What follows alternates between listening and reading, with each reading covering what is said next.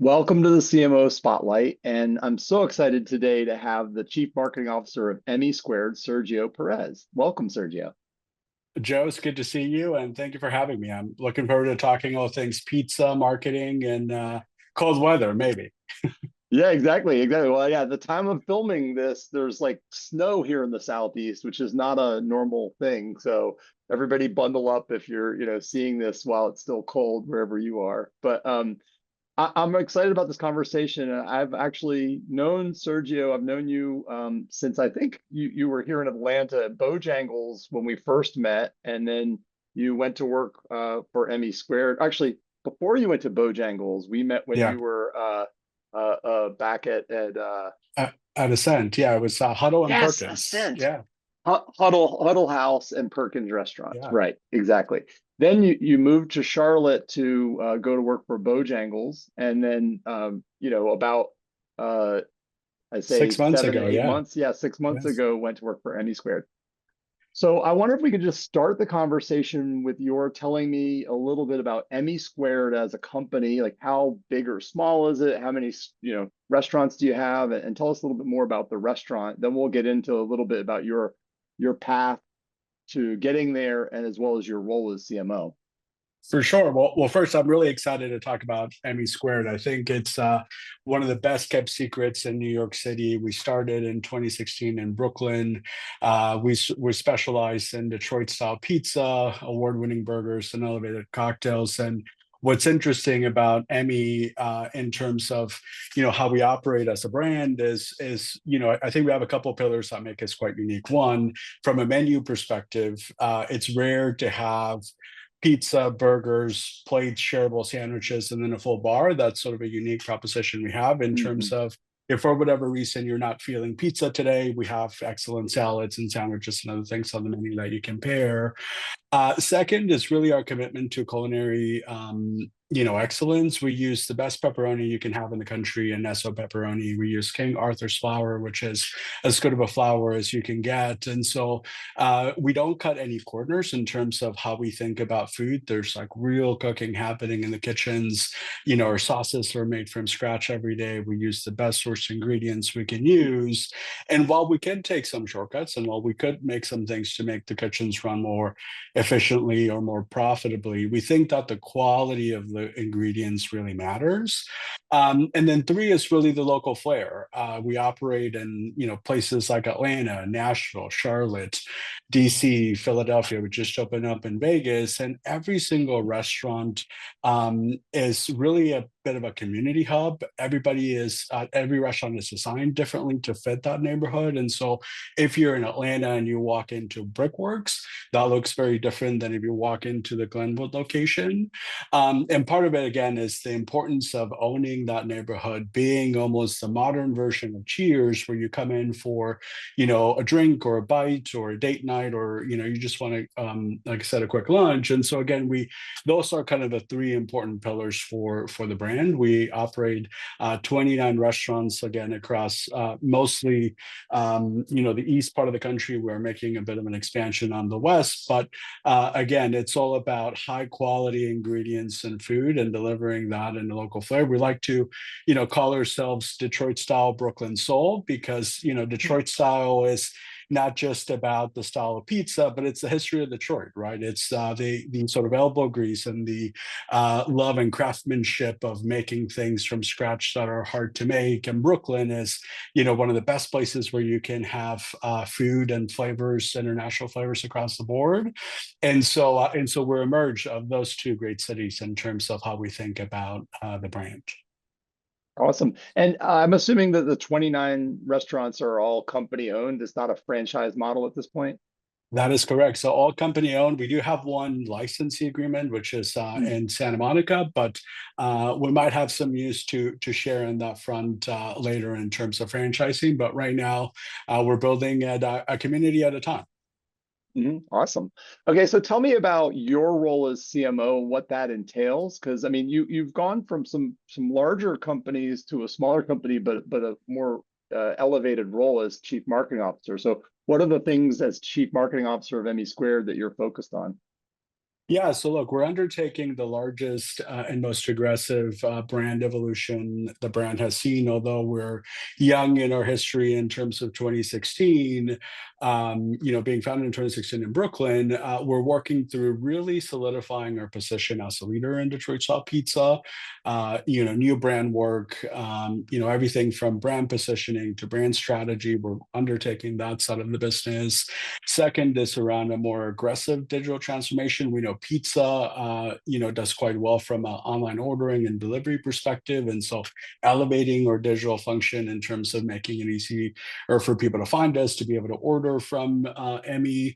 And then three is really around media and communications, putting a sharper point around like what is Detroit style pizza, why are local, high quality ingredients important, why are local communities important to what we do. And so those are kind of the three big tranches of work that we've been focused on in terms of really elevating our marketing function to be able to reach more audiences, but more importantly to communicate why Detroit style and Brooklyn soul is important and why people should take a bite out of our pizza. When one of the most interesting phenomena you see in our restaurants, when people take a bite of our pizza or one of our award-winning burgers, you have a little bit of this sort of out of pizza body experience where you're like, oh, this is a kind of special. This is a little bit Out of interesting. body pizza experience. I love Yeah. that. And so when you take a bite, there's something special. And so we need to get more people to take those bites, and we need to convince more people that, Detroit style pizza is the way to go. And that some of the flavors and combinations we have from a pairing perspective, while they might be a little bit more elevated, you should feel comfortable and good about exploring from our menu. So those are kind of the three big focuses in the short term, to be able to elevate the brand and ultimately bring some enterprise value from growing AUVs for the company. Awesome. So let's talk a little bit about your career path and journey. I know you graduated from Texas A&M, so and you said you were from Texas originally. Yeah, And then I think you made your way to Atlanta and started at like Church's Chicken as an intern and then a coordinator early on. yeah. And, and then I think you moved on to Johnny Rockets where you kind of moved to, but did you actually live physically in Atlanta still when you were working for Johnny Rockets? No, so I Oh, made the trek across the country. So, like you said, I started as an intern at Churches, split my time in Atlanta. Then, as a coordinator, I came back to Texas to lead local marketing for our largest company-owned market in the Rio ah, Grande Valley in Texas. And so I did that for a minute, and who was sort of my intern supervisor at the time, a guy that I think Joe Bolger, mm, became the CMO at Johnny Rockets, and so he took me to Johnny Rockets, and so I moved 1,500 miles from Texas to Orange County, California, which is paradise. Certainly our yeah, thoughts or prayers are with the folks in SoCal now with all the yeah. fires, but it's a great place to be. And so anyway, was there. Then I made my way down to Garden Fresh Restaurants, a little bit south of Orange County in San Diego, and then made my triumphant return So to it's Atlanta. sweet tomatoes for a lot of people that, if you Yeah, don't know Garden Fresh Restaurants, sweet tomatoes and Sioux Plantation, I guess, are the two main brands there. correct. And so it was a soup and salad concept. There was actually a restaurant in Sandy Springs. So there was a few of them in Atlanta, but Yeah, I the remember. closest one was Sandy Springs. Then I made my return to Ascent with Huddle House and Perkins. And so I had a stint for about 2 years there. And then moved to Charlotte to work with some of the best chicken and biscuits you can have Hmm. in the country with Bojangles. And again, now here with Emmy Squared. So it's been, I would say, the headline of my career has been digital transformation for restaurant brands. And so that's been a thread across what I've done in my career. Yeah, I mean, your whole career has been in the restaurant marketing business, which is pretty awesome in terms of, probably rounds out your experience well in terms of what you bring to Emmy Squared is a variety of different concepts, but always really understanding how the hospitality and restaurant business, I'm sure adds a ton of value for the team there. So I'm curious if there's a piece of advice that you either wish that you got early in your career, or maybe it's advice you would give to a young person just starting out a marketing career. What's the advice you would give? Yeah, I think enterprise perspective, and that feels quite broad, but I'll get a little bit specific in terms of what that means for me. As marketers, it's easy to get, fall in love with creative and communications and content, but ultimately, our role is to drive demand and be able to drive the business forward. And when I think about enterprise perspective, it's a couple things. One, don't be afraid of the numbers and to sort of think like a CFO a little bit. I think oftentimes marketers again get caught in this sort of creative piece, but really start to think about the business from an economic standpoint, I think is a critical piece. And building that acumen around like reading a restaurant P&L, understanding the drivers of the restaurant. How do you drive top line and help operations flow it through to the bottom line? Thinking about return on investment and how you flow that through, I think is critical. Two is around in that enterprise perspective, curiosity. I think marketers need to consistently be curious about the business, ask questions. What are the drivers? What are the trends? What are customers saying? And then third is, actually being in restaurants. I think it's easy to sort of sit in an office. It's easy to, work on PowerPoints and presentations and be in meetings. But some of the best learning you can have is like talking to the employees at the restaurants, talking to customers in terms of, people who are sitting in the dining room. And so if I had a bit of a do-over, I think I would focus on that enterprise perspective by Mm. building good financial acumen, two, being curious about the business, and then three, spending a lot more time in restaurants because there's no better place to learn about the brand and your customer than actually being in the space where you can watch them interact with the brand and the food, which a lot of folks don't get an opportunity from an industry's perspective to, if you're in retail and selling microwaves, rarely are you going to go to someone's home to watch them use the microwave. Right, right, So right. you can actually sit in a restaurant and actually see what's happening in real time. So I believe that everybody has a superpower, and I'm curious what you feel your superpower, maybe what you've been told your superpower is. I would say taking, I think, complex systems and or concepts and synthesizing them in a way that everywhere from like a GM at a restaurant to like a board member can understand. And more specifically, like a lot of my work has been on the digital front, right? And so when you talk to somebody about like an attribution model, or when you talk to somebody about data analytics from a digital perspective, oftentimes someone might have a puzzling face, right? Like, what do you mean conversion rates? What do you mean X, right? And so the ability to take some of those more complex digital systems and translating them into a way that people understand is critical. I think a lot of our job as marketers is to communicate clearly and make sure that we share very succinct, easy to understand messages, both from consumers, but also stakeholders around the organization. And so being able to take difficult concepts or situations and making them easy to understand, I think is important. And I feel like that's been a place where I've been able to make some headway. And when you look at some of the brands I've worked for in terms of the digital work and the transformations that we have driven there, has been largely a factor of us being able to convince franchisees that digital is important, that it actually helps to drive the business.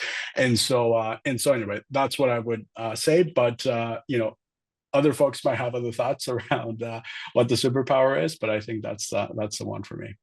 Well, that's a good one for a marketer because part of what we need to do is take all of the messages about a brand and distill them into the core essence of the brand. And it sounds Right. like that's a focus of yours, and that's a great one. So I'm curious if there are some specific values that you want to demonstrate as a leader, or maybe you would even demand that anybody that would work on your team would have those same values. Yeah, I think outside of the ones that go without saying, like, respect and, treating people with dignity and building a bigger table for collaboration, I place a high value on, being close to the business in terms of this enterprise perspective. I think it's important for marketers to articulate the business and to understand the business. And so that's an important value for me too. We talked about curiosity and the importance of that. You want people to ask questions. You want people to question why we do things and how we do things. And so curiosity is important. And then three, I think particularly in the restaurant industry, it's about moving at the pace of restaurants. Mm, Today the restaurant might close because there's cold weather, and so you need to activate a plan to close that.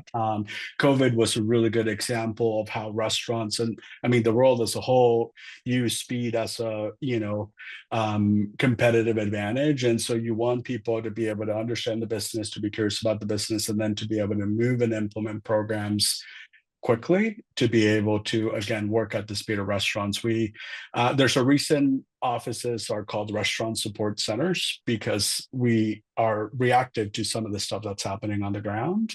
And so those would be the three things that I look for in terms of restaurant marketers. I like that.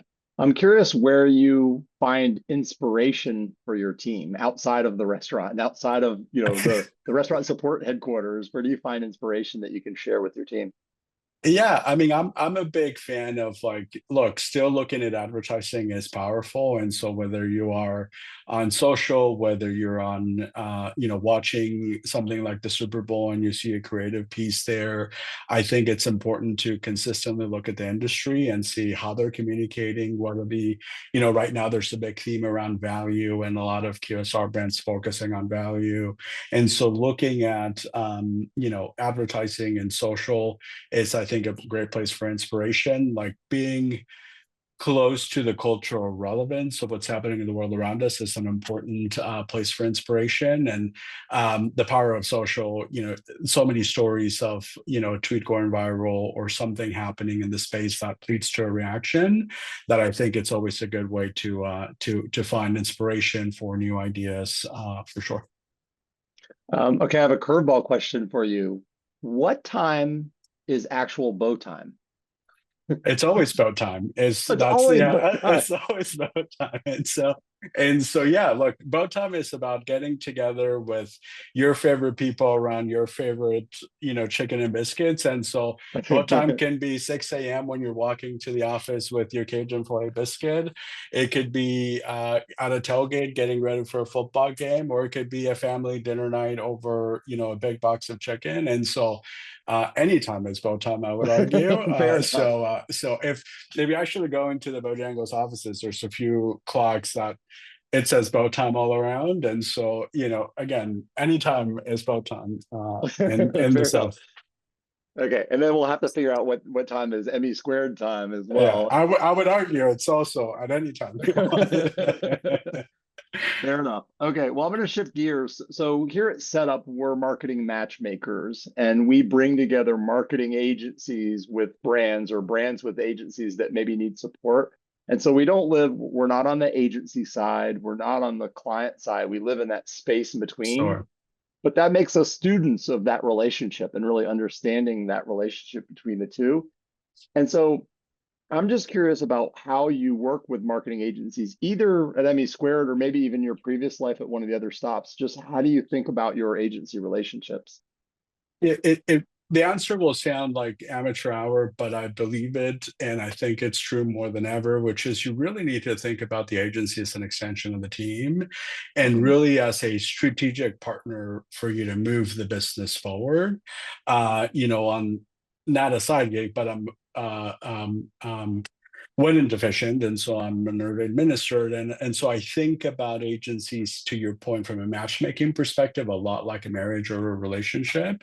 And Yeah. it's about, look, there's got to be some compromise from time to time, there's got to be some difficult decisions from time to time, but a thread of successful marriages is around clear communication and having cleared and shared expectations as to what you're trying to achieve.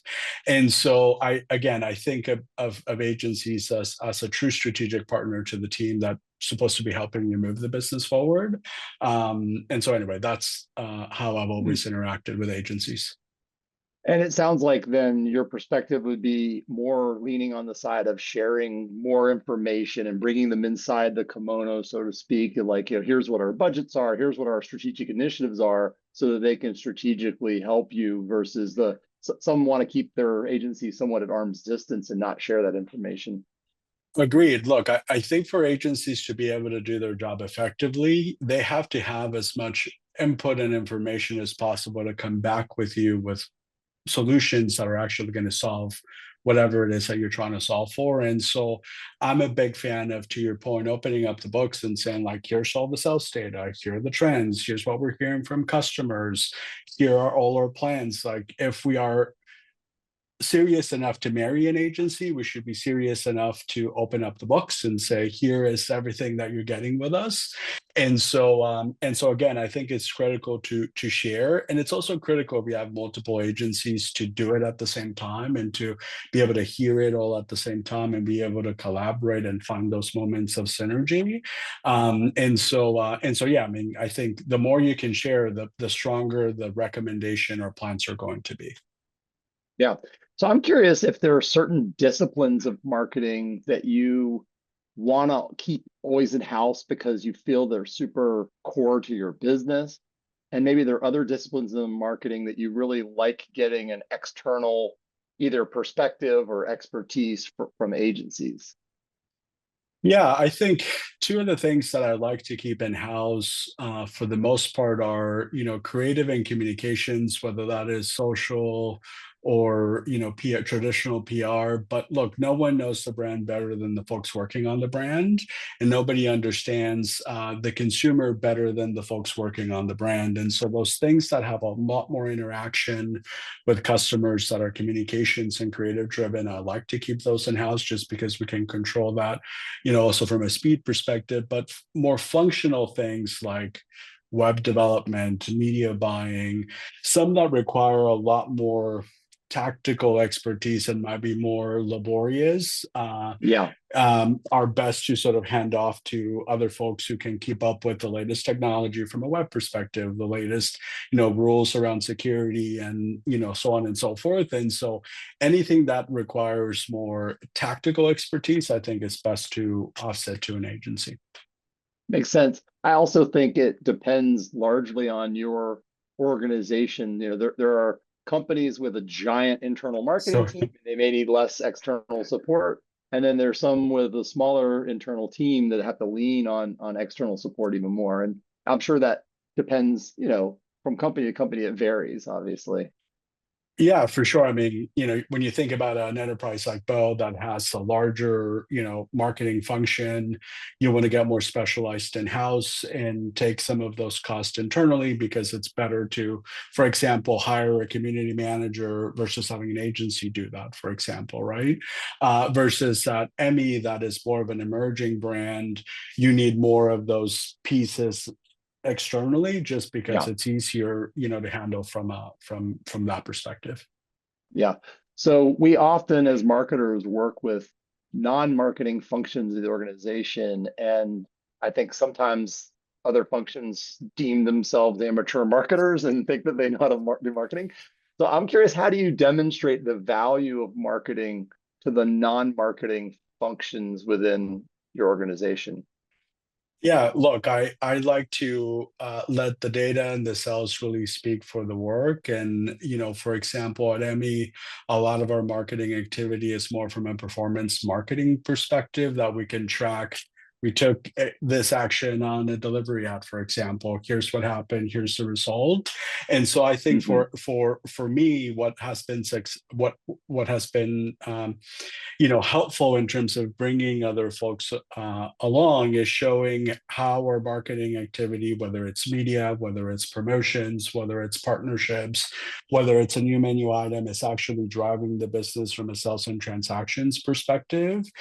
Being able to show things like pre-post net controls in terms of what happened when we took this action versus a group that didn't take that action. Testing is another way in which we can get people to come along. We take a subset of stores, we take some actions, and then we show the results of that. And so for me, it's about leading into that financial side to make sure that people recognize that marketing is not just a cost center, but it really is a business driver, and an investment that will yield some returns. And these conversations are always interesting, particularly it just depends on who you're partnering up from an executive perspective, but also who your ownership group is and what's important to them. And there's some folks who believe that marketing is more of a cost center and it's like a way Yeah, of doing business.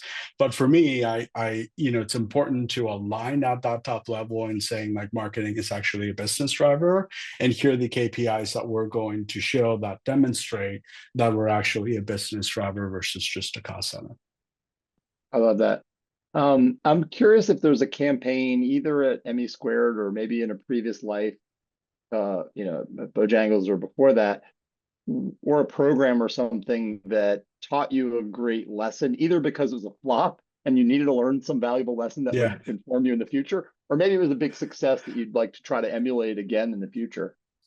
Yeah, I'll take you back to Johnny Rockets before Hmm. digital was as cool. And so this was 2016. And the reason it was an important lesson is we were working on a pretty big brand refresh, new logo, new restaurant design, new menu, you name it. And we thought a cool way for us to communicate that new restaurant design and menu was to hire an AR company to create an AR walkthrough of the restaurant and the experience. We thought this is pretty cool. People are going to love this. We spent a good amount of money, building this experience. We built a plan, we launched it. It was everywhere, and it was something like 20 people actually accessed this experience through the course of that campaign. And so you sat there and thought about, you go through the postmortem, what went wrong, and so the headline there for us is we also need to move at the speed of the consumer. And oftentimes it's easy to get enamored by a fancy new technology. In this case, I would say something like AI or ChatGPT or some of the AI image generator images. It's sort of the same, concept, but now modernized. And it was about making sure that we're moving at the speed of consumer and making sure that when we're leveraging emerging technologies, that there's actually a meaningful use case for it, and that there's wide adoption of this new emerging technology to make sure that it actually will drive a result. And oftentimes, again, we think as marketers, oh, this is a sexy new thing, I'm going to go all in. And then consumers aren't ready, right? And so it's making sure that we balance the trends and emerging technologies, which was actually happening with consumers, to make sure that you maximize the usage and the return on those kinds of activities. Yeah, like I will say a good example probably in your business was BOPUS, right? Buy online, pick up in store. I don't know if they call it that in your business. I know they do in Yeah, retail, but like COVID accelerated that right. because we didn't want to be in the restaurant where we would breathe air with other people, but we were certainly willing to pay for a pizza or bucket of chicken and Yeah. get it to go. And so the technology definitely was accelerated, I think, by conditions on the ground. For sure. And even going back to, that Johnny Rockets example or that time frame, like I remember meeting with an online ordering company at that time and us thinking, maybe this is not for us. And you accelerate a few years after, it became a need and a Yeah. requirement, right? And so making sure that we don't get too lost in the trend and making sure that there's wide adoption before moving in, I think is important, primarily if you are a smaller organization and brand where like every dollar really matters, versus some larger enterprise brands have a little bit more of an experiential budget to work with. And so again, making sure that you're pacing that, it's important. Yeah. Okay, so I have a couple of questions just for fun to kind of wrap things Sure. up, a little bit of rapid fire. The first is I'm curious if there's a brand that you have never worked on, but you really admire. And what is it about that brand that you admire most?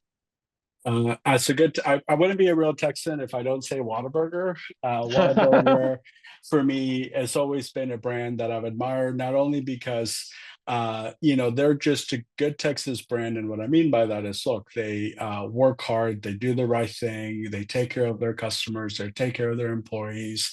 The marketing is always culturally very relevant. They know where the conversation is and they go towards that, but they're also part of the culture. And so they are inherently part of what the Texas way is. And then just overall flavor. I mean, they nail it every time in terms of Hmm. bringing Texas flavor to consumers and new modern ways. And so I've always been a big fan of that team over there, but also been a big fan of the brand and how they've evolved and grown. And I'm excited that they're coming to Charlotte here later this year. I'll have an ability to get my Texas fix Yeah, sooner. very cool. We have a Whataburger here in Atlanta, but I'm ashamed to say I haven't tried it yet. So you've inspired me. I'm going to go eat at Emmy Squared again, and then that'll be after my next meal. After that will be Whataburger and try it out. Um, I'm curious if there is a quote or a book or a movie or a sports team or a band that inspires you, and what is it about that thing that inspires you most? I would not be a hockey fan if I don't say Miracle on Ice. And so it's a story of the 1980s Olympic team and how they beat, Yeah. Russia, which was, the perennial, team at the time. And the reason I like that, it's less about the geopolitical pieces in the movie, but more about the story of the challenger brand, right? When you think Mhm. about the underdog and, you think about everybody discounting you and saying, oh, you're not going to be able to do X or, oh, you can compete. One of the things I love about challenger brands is you take that sort of underdog spirit and you use it to fuel the fire in terms of developing better work, being more nimble, being more creative. And so for me, Miracle on Ice is a good reminder of like, the underdog is it's not a bad thing to be an underdog, and in many ways it could be a good competitive advantage from a business and a marketing standpoint. I love that. And you can bring that to each company you work for, and even if you are a bigger company, you can still always find competition that you need Yeah, to elevate yourselves to compete. All right, last question is other than your family, which is always an easy answer yeah. to this, where do you find joy outside of work? Do you have any hobbies or things you love to do? Yes, love restaurants. A good meal is the ultimate unifier of people, and so always looking for the next best restaurant. Hmm. Two, love concerts, and so every year I do 20-ish concerts roughly, and Wow. so everything. One of the great things about growing up in the U.S.-Mexico border is you get the best of both worlds. So like some great Latin music, some great country music, rock and roll, you name it. So I love a good concert. And then sports, like I mean, the national championship was yesterday. Nothing again more unifying than sports, and so those are the three things that I like Well, to keep in dividing and rotation. unifying both at the same Fair, time. fair, fair. Yeah, yeah. Dividing if you're Notre Dame. Okay, so I'm going to put you on the spot of the 20 or so concerts. What's a show that surprised you because like you thought you were going to enjoy it, but you really, really loved it, or what's a show that you saw that really that stood out for you? Yeah, please don't go to my mentions, but Billy Joel and Charlotte 2 years ago, I didn't think was that great. Honestly, I thought it was, Hmm. maybe a little bit low energy. I wasn't really, Hmm. I think I had a lot of hopes and dreams for Billy Joel, and it was like just okay. In terms of great concerts, like Elton John a year ago Hmm. in Bank of America Farewell Tour was incredible. Any Kenny Chesney show is always a fun Hmm. time. But where I've had the most fun is Bad Bunny concerts. If you Huh. know the music and you're a fan, Yeah. the biggest party you can go to is a Bad Bunny concert. So highly recommend Wow. one of Wow. those. Well, I think sometimes we're surprised in a bad way by the legends, and sometimes we're surprised in a good way. I was couldn't have been any more excited to see Ray Charles back in the day, and then when I went to see him, that was so disappointing. It was kind of like Right. he was going through the motions a little bit, and it was So I mean, it was towards the end of his life, but and then there are other shows that I've been to where I've just been absolutely floored by what I saw. yeah, What One of those shows was Arcade Fire. Like they're just yeah. so energetic and fun and interesting. And anyway, it's I love it. So I appreciate wrapping up the conversation with this conversation. So Sergio Perez is the Chief Marketing Officer of Emmy Squared Pizza. Thank you, Sergio. This has been such an amazing conversation. I really appreciate it. Always fun to chat with you, my friend. Thank you again.